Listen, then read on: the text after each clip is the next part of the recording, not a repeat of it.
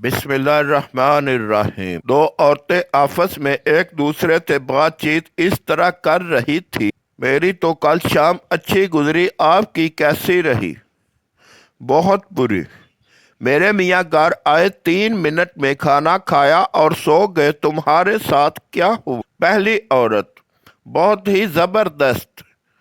मेरे मियाँ घर आए, वो मुझे खाने के लिए बाहर ले गए। खाने के बाद हमने लंबी वॉक की। जब हम घर आए तो सारे घर को कैंडल से रोशन किया। ये सब बिल्कुल ख्वाब का सा लग रहा था।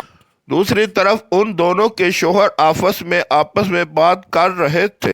मियाँ नंबर 1: दूसरे से, आपकी शाम कैसी गुजरी? मियाँ नंबर 2: बहुत अच्छी। मैं घर गया, खाना मेज पर था, खाया और सो गया। आप सुनाओ? मियाँ नंबर 1: बहुत मुश्किल थी यार। मैं घर गया, खाना भी नहीं पक्का था क्योंकि मैंने बिजली का बिल अदा नहीं किया था, तो घर की बिजली कटी हुई थी। फिर मुझे बाहर खाने के लिए बीवी को ले जाना पड़ा। खाने का बिल इतना ज्यादा बना कि वापस घर आने के लिए किराया ही नहीं बचा और फिर हमें घंटों चल कर आना पड़ा।